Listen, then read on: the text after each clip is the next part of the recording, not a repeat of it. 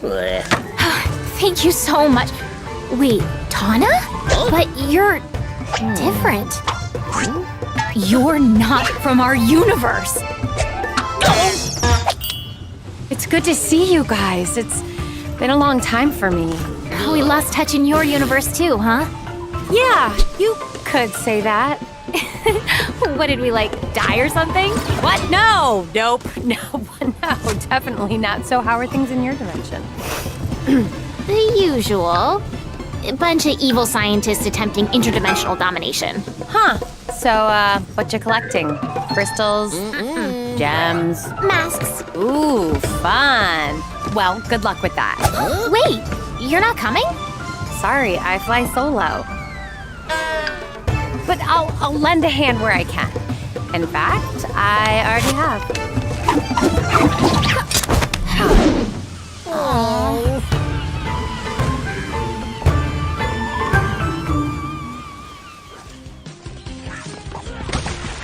Welcome, everybody, to another episode of PlayStation Underground. You got Tim and Kristen here. Hey. And we are so excited to be joined by Lou Studdert, producer on Crash 4, It's About Time, and Mandy Benanov, writer on the game. Thanks so much for joining us for a look at Crash Bandicoot 4. Yeah, glad to be back. Great to be here. Well, Lou and Mandy, we're absolutely honored to have you both on to reveal Tawna in Crash Bandicoot 4, first with that awesome cutscene, and now with a first look at her gameplay. So, where do we begin? Yeah, so today we're super excited to be on PlayStation Underground, revealing kind of our last playable character. This is Tawna. Yeah. Awesome. She's got a new style. It's exciting to see her in this version. Yeah, no, she's, it was really exciting for us to kind of re-envision her role in the game. And so this is actually, as you saw in the cinematic at the start here, this is Tawna from another dimension. And so this is kind of our version of a unique, kind of playable version of Tawna. Alt Tawna. Yeah.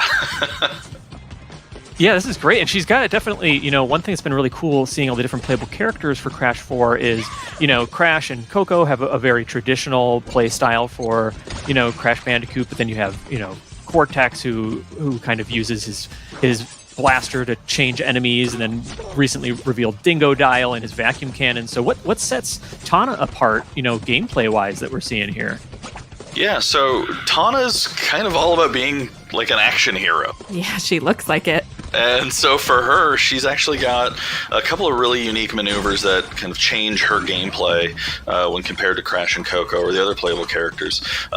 Primarily, she has what we call her hook shot. It's kind of a grappling hook that allows her to traverse the level really speedily. And then you can also see she's the only character that can wall jump. And so for her, it's all about kind of quick traversal and comboing these different maneuvers together. Oh, there's that hook. Cool. Yeah, going from a rope swing to a hook shot to a rail grind to a wall jump. She's all about being fast, nimble in ways that the other characters aren't. Nice. I love her design too, just the leg warmers and the hair. It's very 80s action hero. Yeah, I love it. Yeah, that's actually something that our art team was really focused on, was kind of making her seem like she's been on adventures and she's kind of found, her own personal style and way forward in the world. Yeah. Nice. And so we're seeing color splash out of her here. What's going on there?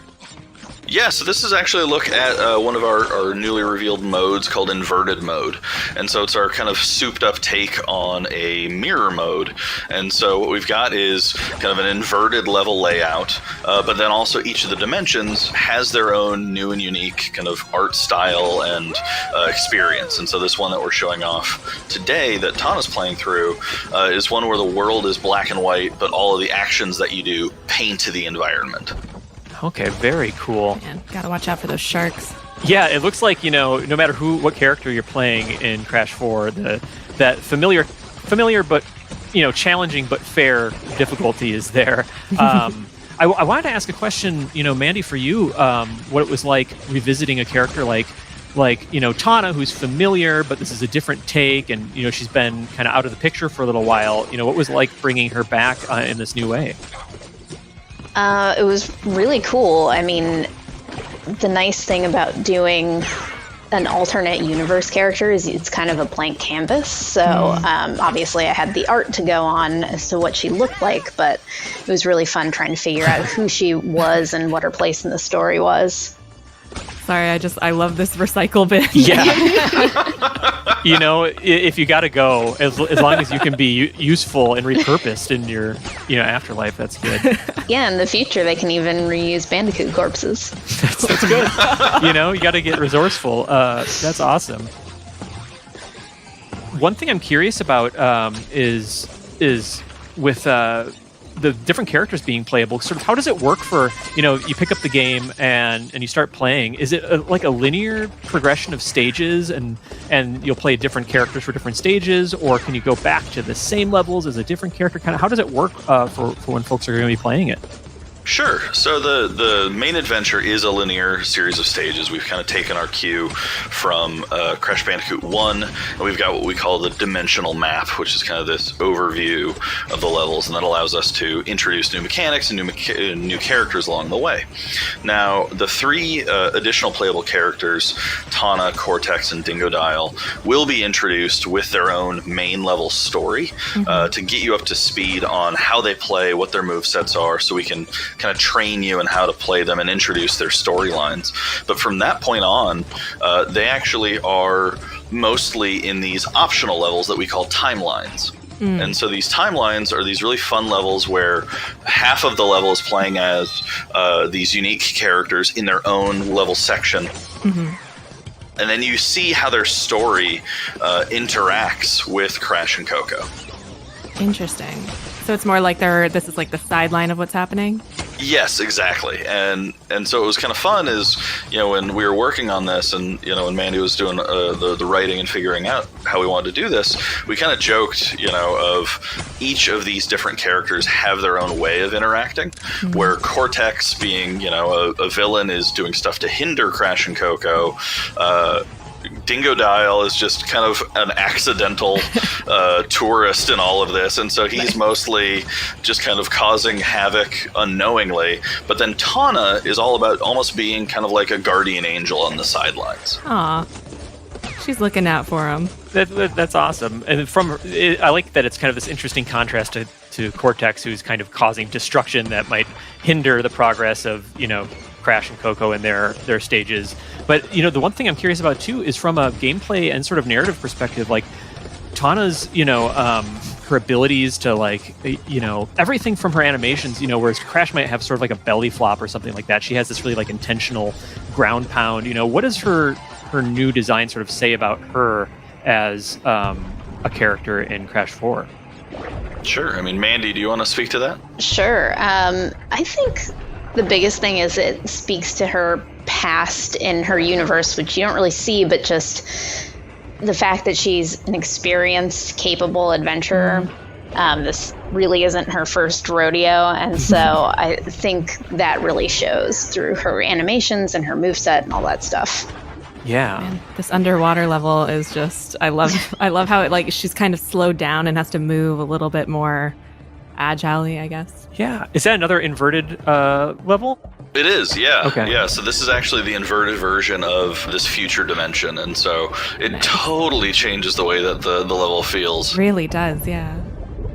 I love that because it really just adds to the replayability of, like, you think you already know how this level runs, and then going through it again with this different style, it just adds that extra layer. Yeah. Yeah, it's really fun because what we found is playing the Crash games, you build a muscle memory, and so you end up, like, you actually see, especially now that we have this death counter, you see your, skill grow just by kind of replaying it and knowing the challenges.